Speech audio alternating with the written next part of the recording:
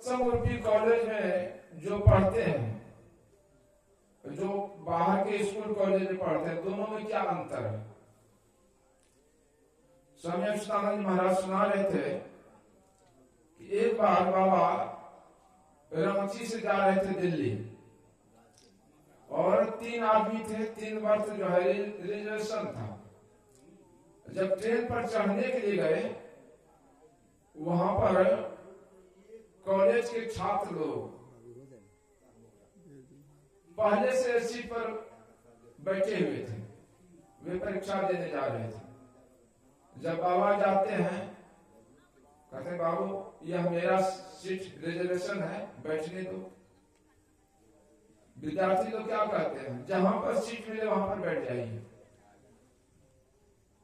तो बाबा जो है किसी तरह से किसी के सिरहाने में थोड़ा सा जगह में बैठे।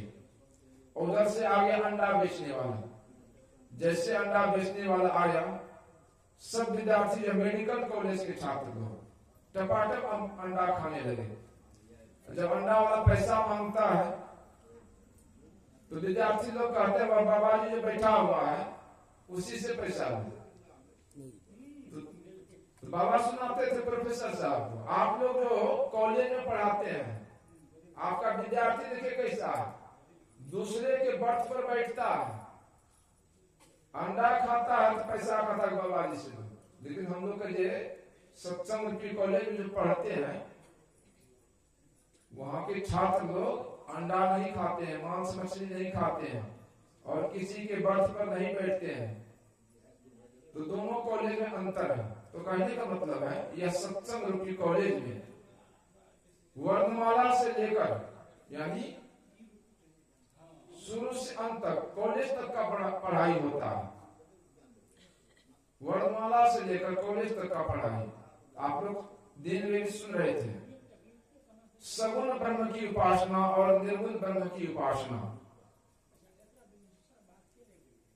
सगुण ब्रह्म परमात्मा के 2 रूप हैं, एक सगुण रूप और दूसरा निर्गुण रूप। सगुण रूप को बहुत लोग जानते हैं। सगुण रूप की उपासना करने से क्या लाभ होता है, सब लोग जानते होंगे और दिन में सुने भी हैं। मनु और शत्रुपा कितना तपस्या किए,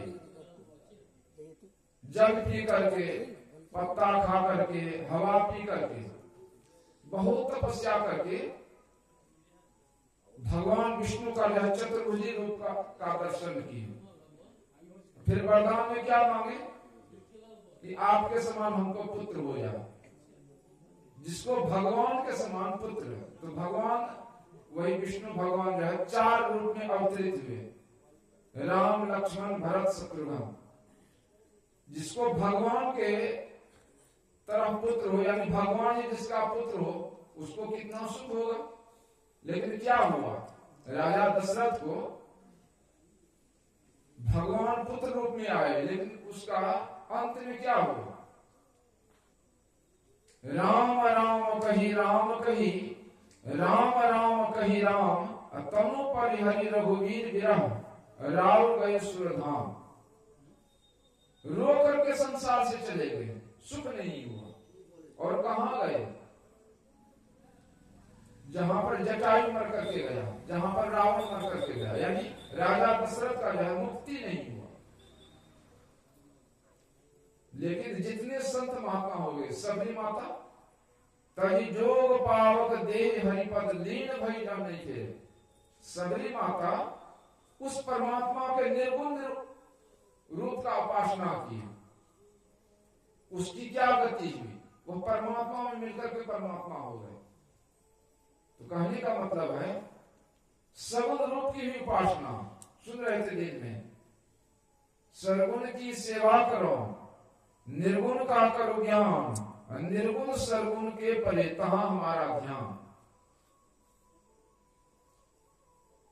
सगुण रूप क्या है, जैसे हमारे पूज्य राम लखन बाबा सुनाते थे कि बच्चे लोग पढ़ने जाते हैं स्कूल में, उसको जो है मनोहर पोथी देते हैं शुरू में। मनोहर पोथी में क्या रहता है, एक बगल जो है फोटो लिखा रहता है फोटो चित्र रहता है, एक बार लिखा रहता है अक्षर।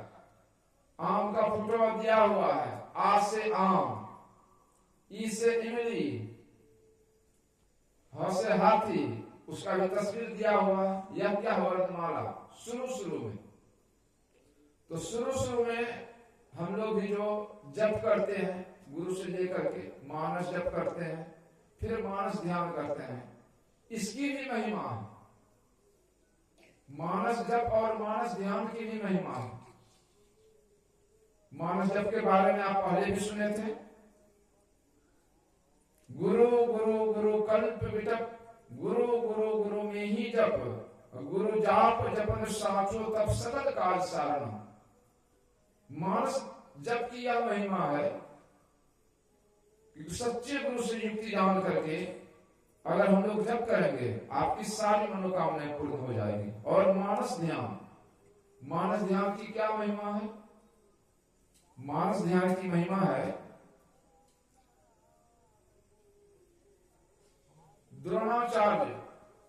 द्रोणाचार्य कौरव और पांडव को धनुर्विद्या सिखाते थे।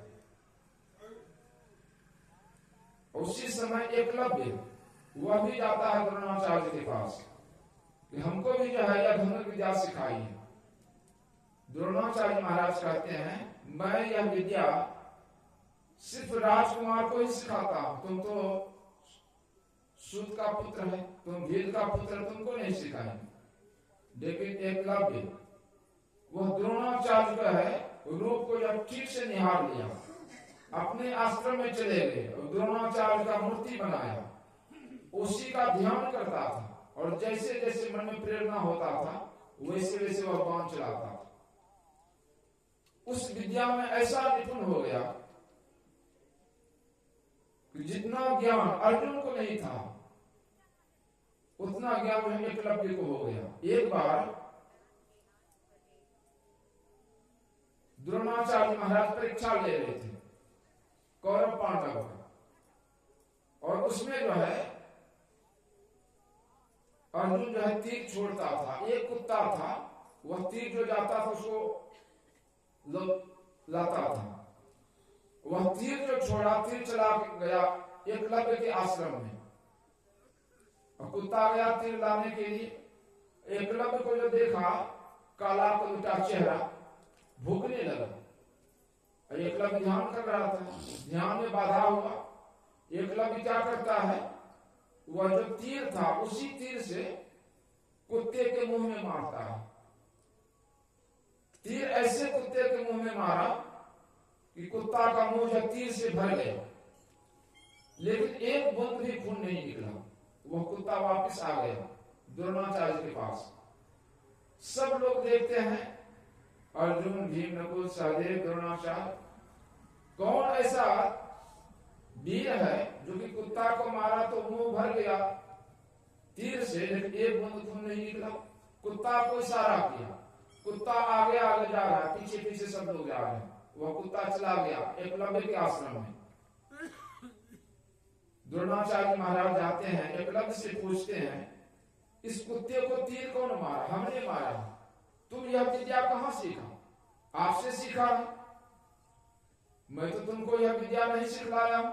आप देखते हैं यह आपका जो तस्वीर लगा हुआ है, मैं आपके रूप का ध्यान करके जैसे जैसे मन में आया वैसे वैसे मैं तीर चलाया और मैं इस विद्या में निपुण हो गया। कहने का मतलब है यह मानस ध्यान की बहुत बड़ी महिमा है। तो यहीं तक हम लोग को रहना नहीं है, इसके आगे है दृष्टि साधन। सुन रहे थे ना, दिन के सत्संग में हम लोग सुने थे कि भगवान राम वाल्मीकि जी से कहते हैं कि मैं इस जंगल में कहां रहूं। तो वाल्मीकि मुनि भगवान राम के स्वरूप का वर्णन किए, फिर बतलाए आप कहां पर रहिएगा, मैं आपको जो है उपयुक्त स्थान बतलाता हूं।